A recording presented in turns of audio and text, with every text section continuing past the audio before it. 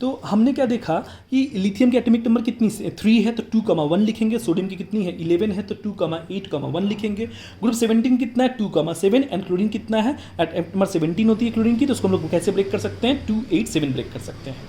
याद रखिएगा कोई भी अगर आप आयनिक कंपाउंड बनाना चाहते हो तो आपको 3 प्रॉपर्टी का ख्याल रखना पड़ेगा।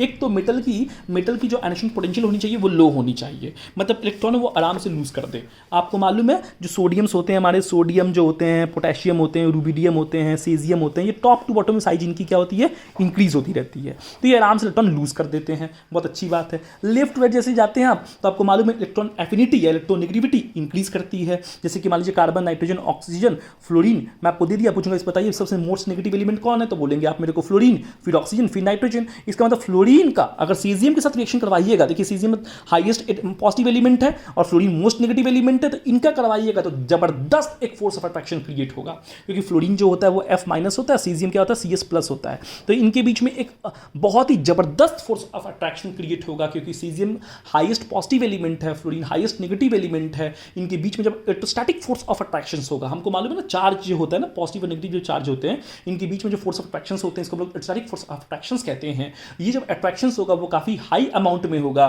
तो ये बॉन्ड जो होगा, ये मॉलिक्यूल जो होगा वो सॉलिड होगा। ये भी जान के रखिएगा NaCl, KCl, ये जितने भी मॉलिक्यूल्स बनते हैं आयनिक कंपाउंड जो होते हैं वो जनरली सॉलिड इन नेचर ही होते हैं। ठीक है, एक बात मैं और आपको बता दूं थोड़ा सा, एक बात याद रखिएगा, जैसे कि मान लीजिए Na लिखे हो और Na+ लिखे हैं, इसमें अंतर क्या होता है बताइए। तो सोडियम जब एक इलेक्ट्रॉन छोड़ देता है तो उसके बाद सोडियम का जो खुद ही एक आयन पैदा होता है, इस सोडियम का ये सोडियम जो है ये हमारा मान लीजिए ये हमारा मदर एटम से, मदर का मतलब इससे ये आया है ना, ये इलेक्ट्रॉन एक लॉस करेगा तो ये Na+ फॉर्मेशन होगा। तो Na से Na+ जो फॉर्मेशन हुआ है, Na से Na+ का जो फॉर्मेशन हुआ है, बता सकते हैं डिफरेंस क्या है। याद रखिएगा Na जो होता है ना, सिर्फ Na जब सिर्फ सॉलिड फॉर्म में होता है ना तो सिल्वर इन कलर में होता है।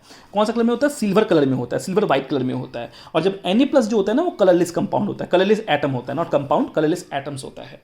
ये पॉइजनस होता है, सोडियम क्या होता है पॉइजनस होता है, बट Na+ पॉइजनस नहीं होता। ये याद रखिए, लिख देता हूं मैं यहाँ पर ये पॉइजनस होता है, याद रखिएगा, है ना, ये पॉइजनस होता है, ये नॉन पॉइजनस होता है, ठीक ना। ये वेरी एक्टिव, सोडियम एक्टिव है, बट Na+ जो आयन है ना, वो सोडियम का जो आयन है ना वो एक्टिव नहीं है, क्योंकि वो देखिए अपना ऑक्टेट पूरा कर चुका है। ऑक्टेट मतलब देखिए सोडियम यहाँ पर कितने इलेक्ट्रॉन से 281 है और यहाँ पर कितने हैं 28 हैं, इसका मतलब इसकी ऑक्टेट पूरी है, इसकी ऑक्टेट पूरी नहीं है। ये इलेक्ट्रॉन डोनेट करने के बाद एक्सेस ऑफ ऑक्टेट है, ये ऑक्टेट पूरी नहीं मतलब एक्सेस ऑफ ऑक्टेट है, एक इलेक्ट्रॉन इसके पास एक्स्ट्रा है, तो ये इलेक्ट्रॉन डोनेट कर देगा, उसके बाद जाके ये ऑक्टेव को अचीव करेगा, नोबल गैस कॉन्फिगरेशन को अचीव करेगा, उसके बाद ये Na+ जो है हमारा वो क्या हो जाएगा इनएक्टिव कंपाउंड हो जाएगा। तो ये एक्टिव हुआ, ये इनएक्टिव हुआ, ये देखिए न्यूट्रल स्टेट में है, ये पॉजिटिव चार्ज स्टेट में है। ये याद रखिएगा, ये बात भूलिएगा नहीं। जब भी Na+ आपको दूंगा तो हमेशा रखिएगा Na+ आयन फॉर्म में है, तो इंडिपेंडेंट फॉर्म में है। इंडिपेंडेंट फॉर्म मतलब वो किसी के ऊपर डिपेंड नहीं कर रहा है, क्योंकि वो अपना इलेक्ट्रॉन दे चुका है, अब वो फ्री है।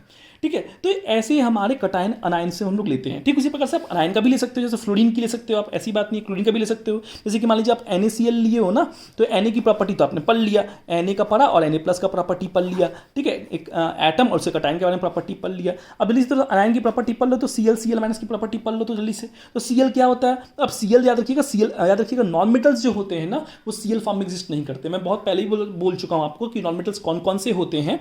कार्बन्स होते हैं, नाइट्रोजन्स होते हैं, ऑक्सीजन्स होते हैं, sulphur, phosphorus, chlorine, fluorine, bromine और आयोडीन होते हैं। ठीक ना, ये नॉन मेटल्स होते हैं। और भी होते हैं, ग्रुप नंबर 18 जो होता है वो पूरा का पूरा नॉन मेटल्स है, पर वो इनर्ट गैस है, उसकी बात नहीं करेंगे। तो ये जितने भी होते हैं ये सब के सब याद रखिएगा मोनोडेंटेट, ट्राइडेंटेट, टेट्राडेंटेट, पेंटाडेंटेट, ये सब फॉर्म में एग्जिस्ट करते हैं।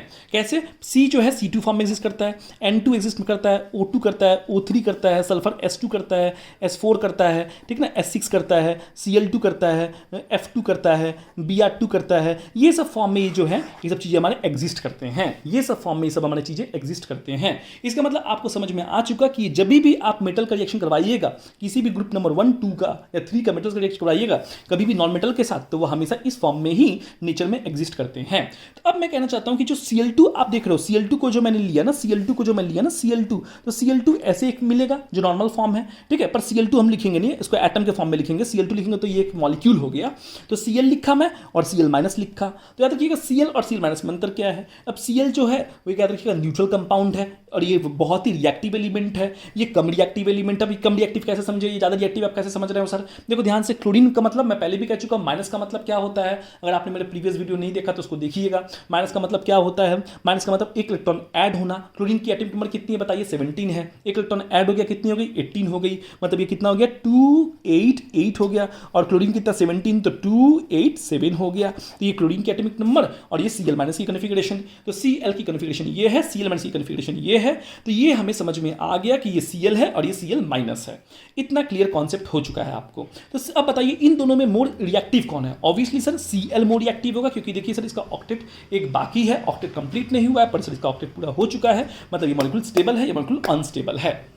ये समझ में आपको आ चुका है। याद रखिएगा Cl जो होता है ना, Cl जो बोल रहा हूँ मैं, Cl ये पॉइजनस गैस होता है, बट Cl माइनस जो होता है वो नॉन पॉइजनस होता है, याद रखिएगा, ठीक है। इसकी वैलेंस सेल इनकम्प्लीट है, इसकी वैलेंस सेल कंप्लीट है, ये न्यूट्रल है, ये नेगेटिव चार्ज्ड है, ठीक है। ऐसे करके डिफरेंसेस हम लोग निकाल सकते हैं अगर हमको एग्जाम में दे तो बेटा ये सब कहानी है हमारी आयोनिक बॉन्ड का फॉर्मेशन। ये आयोनिक बॉन्ड फॉर्मेशन कैसे होता है, मैं सिर्फ इस अभी इस वीडियो में सिर्फ आयोनिक बॉन्ड की प्रॉपर्टी को डिस्कस करूंगा कि आयोनिक बॉन्ड होता कैसे है, ठीक है। मैंने अब तक बोल दिया कि आयोनिक बॉन्ड जो होता है, कंडीशन पहले मैंने बता दिया कि लो आयोनाइजेशन पोटेंशियल होना चाहिए, लो आयोनाइजेशन एनर्जी एंथैल्पी होना चाहिए, पोटेंशियल होना चाहिए। जो बोलना है बोलिए, किसकी, ऑफ मेटल का, मतलब मेटल को कम हीट दे और इलेक्ट्रॉन जल्दी निकाल दे, तो ये बहुत अच्छी बात है। आप ज़्यादा हीट दोगे तो जब इलेक्ट्रॉन निकालेगा, तो ऐसा आयनिक बॉन्ड ज़्यादा स्टेबल नहीं होगा।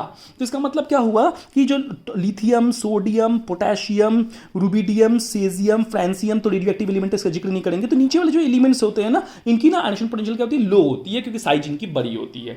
तो ये हमें समझ में आ गया, आयोनाइजेशन पोटेंशियल क्या होता है, लो होता है। ये क्लियर हो गया, कॉन्सेप्ट आपको समझ में आ गया, ठीक है। अब मैं बात करूंगा किसकी, मेटल की बात करूंगा, तो ये सॉरी मेटल की बात होगी, एलिवेशन एंथैल्पी। अब तो नॉन मेटल की बात कर दूं मैं। नॉन मेटल क्या रखिएगा, इलेक्ट्रॉन की एंथैल्पी हाई होना चाहिए, क्या होना चाहिए, हाई होना चाहिए। क्या, इलेक्ट्रॉन गेन एंथैल्पी, ये क्या होनी चाहिए, हाई होनी चाहिए। हाई मतलब सर कैसे हाई होनी चाहिए, अब जो कैसे हाई मतलब जैसे कि मान लो मैं तुमसे पूछूंगा कि नाइट्रोजन, ऑक्सीजन और क्लोरीन बताइए, इलेक्ट्रॉन टेंडेंसी ज़्यादा किसकी होती है। तो आप देखो बेटा ध्यान से, अगर आपको सर क्लोरीन हटा दीजिए, चलिए मैं क्लोरीन हटा देता हूँ, फ्लोरीन हटा देता हूँ, तो आपको याद आती है नाइट्रोजन, ऑक्सीजन, फ्लोरीन।